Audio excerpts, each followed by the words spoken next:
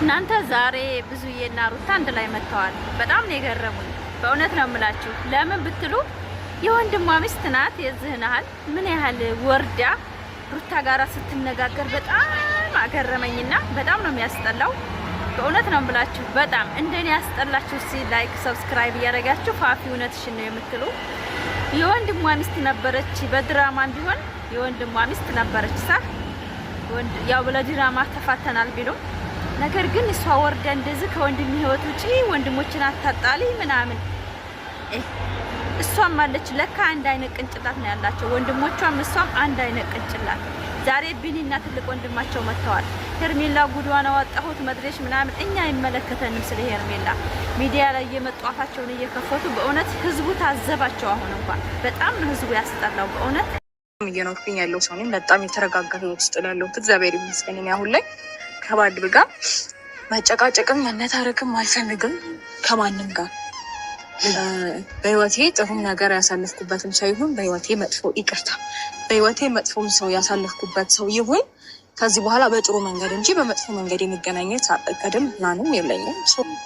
የተፈጠረ ነገር አለ ብዬ አላስብም። መለከተኝም በማይመለከተኝ ነገር ውስጥ ለምዶ የምታወሪኝ የማይመለከተኝን ነገር ይሄ እኔ ምርጫ ነው ያ እኔ ምርጫ ነው እኔ አይመለከተኝም። ስለ አንቺ ምርጫ እኔ እንጃ የሚጠቅሰኝ ነገር አለ ብዬ አላስብም። ሲቀጥል ደግሞ ሜቢ አሁን ይመለከተኛል ይመለከታታል ብለሽ የጠራሽበት ጉዳይ ሁለት ወከል ገብተሻል ብለሽ ነው።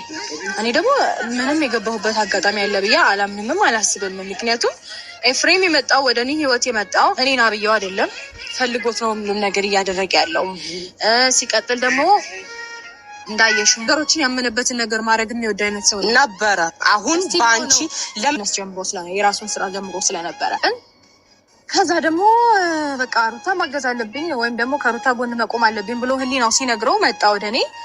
ያለውን ነገር አስረዳሁት፣ ያለውን ሀሳብ ነገርኩት። ያመነበት ነገር እያደረገ ነው። ነገር አልፈራም። ምንም ነገርም ሊመጣብኝ አይችልም። ካሳለፍኩት ነገር ኦኬ እሱ ከተመቸሽ ልክ ነሽ፣ ችግር የለውም። አይችልም ሜቢ ስጦታውን ሰጥተሽ ሌላ ነገር አስበሻል ካልሽኝ ደግሞ ይሄውና ስጦታው አልተቀበለኝም መልሼ አረኩት። ሆነ ደግሞ የፈለጋችሁትን ማሰብ ትችላላችሁ።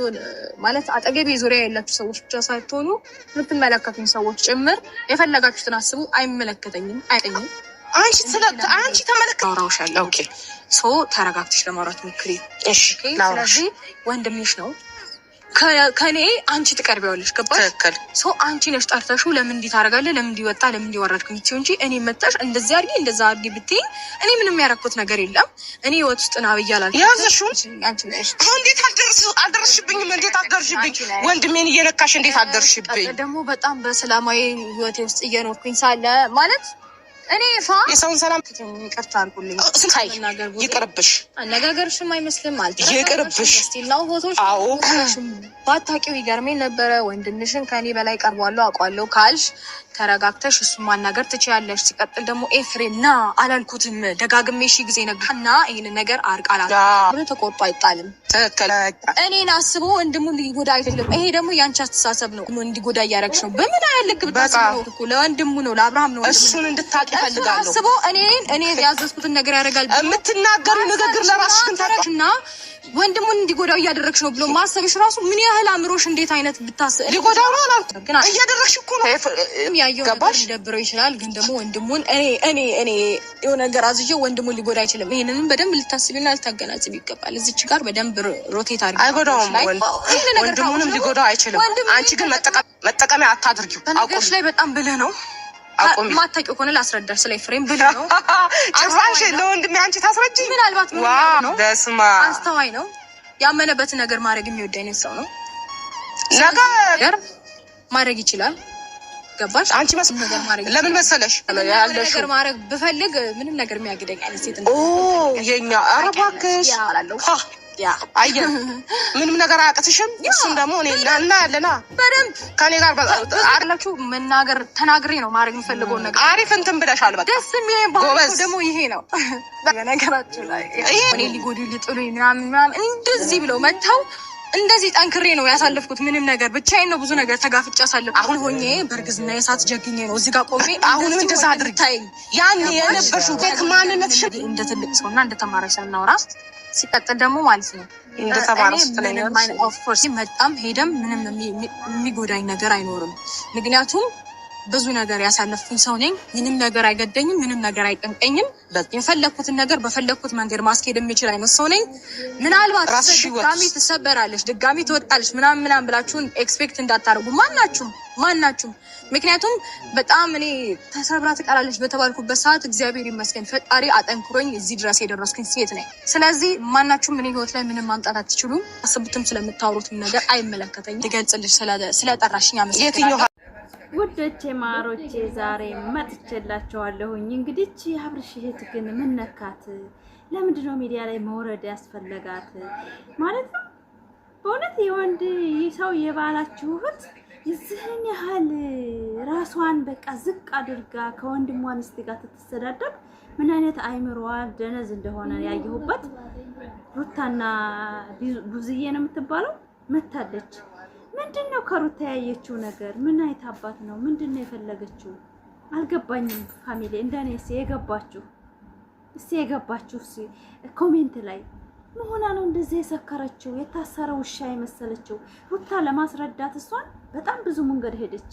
በእውነት ነው የምላችሁ በጣም ብዙ ነገሮች ያደረገች። ነገር ግን እሷ የምትረዳ ሴት አይደለችም። ለምንድነው እንደዛ የሆነችው ግን ፋሚሊ አልገባኝም። በእውነት ነው የምላችሁ ሱብሃንአላህ የሰው ልጅ የወንድም ሚስት ናት እኮ ሩታ ተፈታለች። እሺ ተፋቱ ለሚዲያ ለድራማ። እሷ ግን እውነተኛ ታሪክ አርጋ ነው ብዙ የምትተውነው ማለት ነው።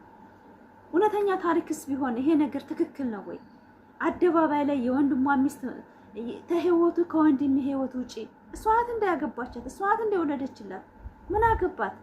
እሷ ናት እንደ ምርጫ የምትሰጠው አብርሽን። ሄርሜላን ከመረጠ ሄርሜላን ነው፣ ሩታን ከመረጠ ሩታን። ወንድሜ ምርጫ ካላደረገሽ ውጪ ከህይወቱ። ምን አገባት? እሷ እህት እኮ ናት። እሷ የባል እህት ናት አይደለ? ሩታን ጠርታ ሲጀመር ይሄን ጥያቄ መጠየቅ የለባትም። የወረደ ማንነት እንዳላት ሩታ ነገረቻት እኮ። ቅንጭናትሽ ምን አይነት እንደሆነ አየነው አለቻት እኮ። እኔ ምን አገባኝ? ወንድሞችሽን እዛ ማያዝ ትችያለሽ። እኔ እኮ ምንም ያረኩት ነገር የለም፣ ህይወቴን እየኖርኩ ነው። ስጦታ መስጠት ከሆነ እንዲያናደድሽ አለቻት። ምንም ማለት አይቻልም። ይዋንገቴ ላይ አድርገዋለሁ፣ ወርቄን አውልቄ የሰጠሁት አለቻት። ወርቅ ስጦታ መስጠት የራሱ የገዛላትን ነበር መለሰላት እንጂ የመለሰውም እሱ ስለገዛው ነው። ከሷ መራቅ ስለማይፈልግ እንዴት ወርቁን ገዝቼላት መልሳ ትሰጠኛለች ብሎ ነው አብርሽ የመለሰው። እንዴት ራሴ የገዛሁትን ያድዬ የሰጠኋትን እሷ ባቸጎል ለምን መለሰችልኝ ብሎ ስለቆጨው ነው የመለሰው። ሌላ ነገር አይደለም። ይሄ ሚዲያ የሚንጫጫ ወሬ አይደለም ያስመለሰው። የገዛው ወርቅ ስለሆነበት ነው። እንዴት ምን ያክል ብጥላይ ነው ምን ያክል ከህይወቷ እንዲወጣ ፈልጋ ነው ብሎ አብርሽ ተሰምቶት ወርቁ መለሰው። በእውነት ነው የምላችሁ የብዙዬ ዛሬ ትክክል አይደለችም። በጣም በቃ የምትናገረው ንግግር ከአይምሮ የማይሄድ ነው። ምን ሆና ነው ግን ያበደ ውሻ በቃ አይደለ? በጣም አረ ሰከን ማለት እኮ ጥሩ ነው በእውነት።